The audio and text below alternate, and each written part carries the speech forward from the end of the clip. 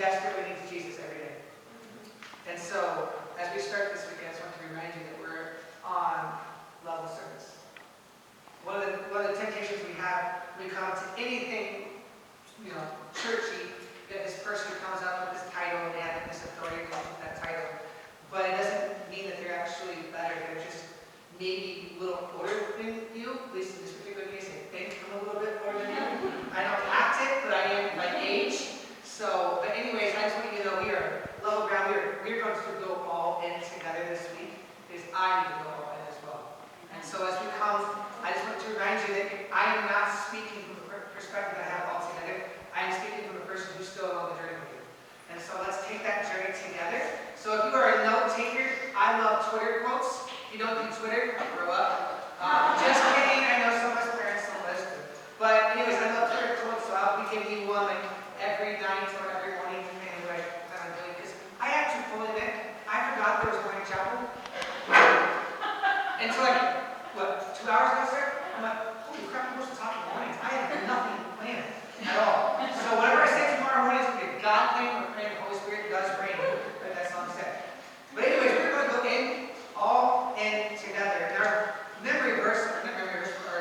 our theme verse for this week is what? Does anybody know? If you don't know, just look at your Mark shirt. Mark what? 12:30. Somebody's a good student. Give them a golden pen. That'd be great.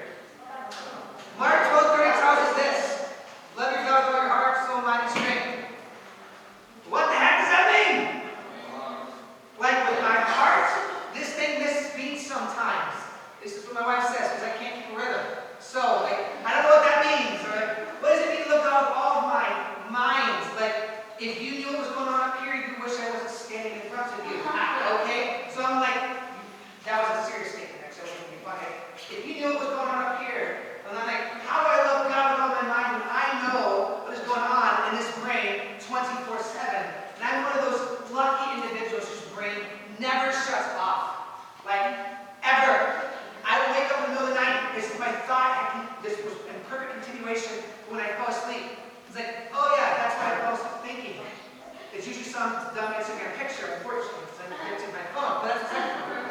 And I'm thinking, how do I love God with all of this? With all that crap inside? Or with my soul? How do I do that? How do I just love God with my life? What does that even look like? Has anybody else got to figure it out? So I'll let you. Oh, Emma, drama wants to come preach. Emma, drama wants to come preaching. And Emma said that Emma doesn't clap her hands and just goes up. Oh, yeah. Well, I promise you, we're going to take a slow approach. And it may be really slow because I want some things to simmer for a few hours or something else. I'm not going to just jump in. I know that there is this traditional thing at camp. Those of you who have been at camp before, you know there's some weird reason every year, I've done this for years, and every year there's some girl who says, you miss cry night, it's this night. I'm like, literally was, yep, she's laughing over there. It was her. You missed cry night last year. I did. I didn't know there was a special day for being for God to cry. That's every day, okay? I'm not going there, and tonight, if you start crying, I'm going to be really confused. Because I'm not going for a cry night. I'm just going to be frank with you, I'm not. I actually want to just take a very simple approach to start our week because I want you to think about something before we even consider about what it means to be all in. Because most of us are not ready to take that jump. That would be like me being on top of a 30-foot plank to just jump. Okay, that's not a fair example. I would totally do that in 5 seconds. Okay, it'd be like my wife, Sarah, who's on the keyboard. It'd be like her thinking she's going to go skydiving. She's jumping all in for God by going skydiving. This has nothing to do with the sermon, but I like to tell stories. I'm going to tell you this one because this gives you context of how much she would love that. 2 years ago, I had an intern named Quentin Reagan. And Quentin is as crazy as I am. And really is. And we decided one day that we were going to pull a prank on my life and that we were going to go skydiving. I called her when she's getting off work. We're on our way to skydiving. She absolutely freaks out because if there's anybody in my life that I'd actually do it with, it'd probably be Quentin. And I'm like, Sarah, I'm going all in. I'm doing this. We're on our way to Chicago now. I don't even know Chicago has skydiving. But it was out, I've never seen my wife nod. There is no way in God's green earth she's going to jump out of a plane just so she can go all in. And I think most of us are at that place. So if he's going to jump in, it's going to be superficial. It's going to be because of your Friday night. And I don't want to go there. I want you to go to a deeper place than just a simple response. We're not looking for a response. I heard it this way this past week at a conference in Florida. They said this, like, a response is useless if you don't receive anything. And so I would love for you to take it slow with me. I know it's different than usual because I want you to receive something that's actually going to allow you to go all in with Jesus. Before we get deep, I want to just tell you a funny camp story that I think might get us to go into this all-in philosophy or idea. So how many of you, and this is not to show those of you who have or not, but how many of you have been coming to camp here since you were like in 3rd grade or whatever it is it starts? Okay, yeah, me too. When I was in 3rd grade, I think this was you or 4th grade, whenever it started.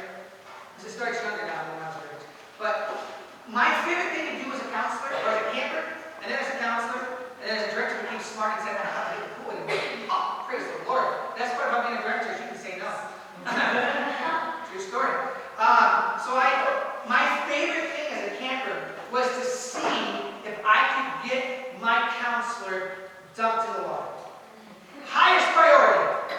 I made sure I grew my nails out because those were weapons. Counselors, am I right? Yes, they are weapons.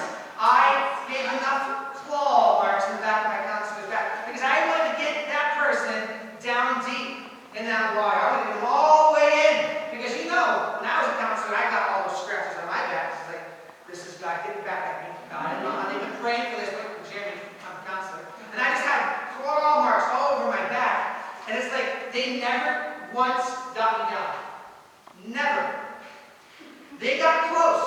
They're like, we got you down. Like, no, my arm's still out. Right? No.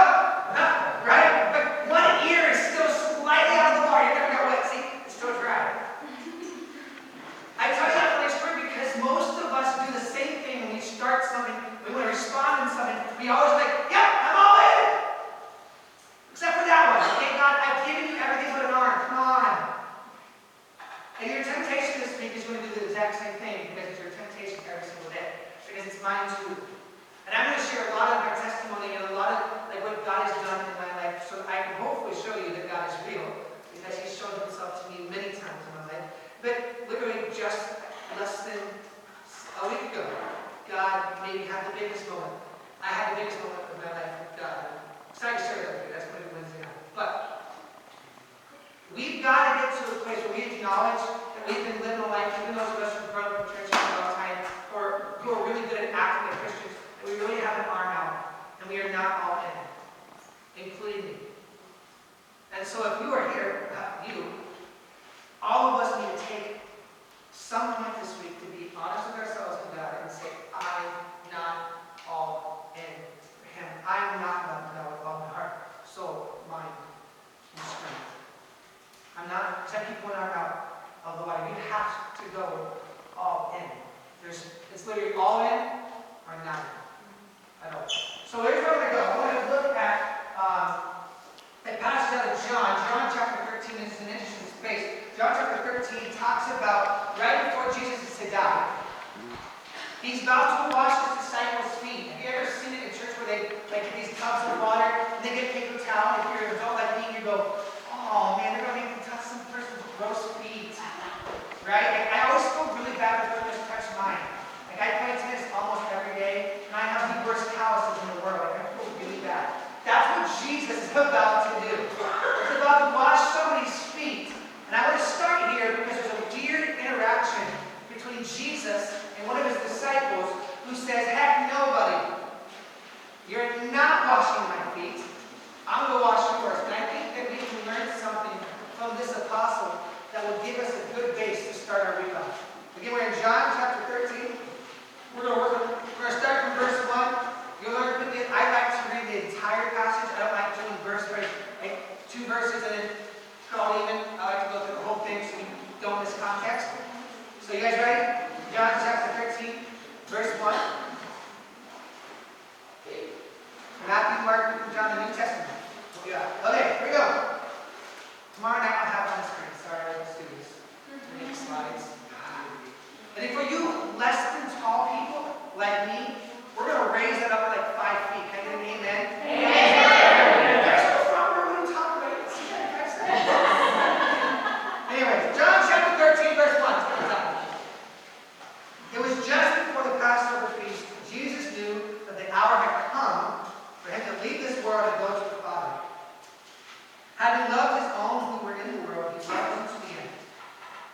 evening meal was in progress, and the devil had already thrown Judas, the son of Simon Iscariot, to betray Jesus.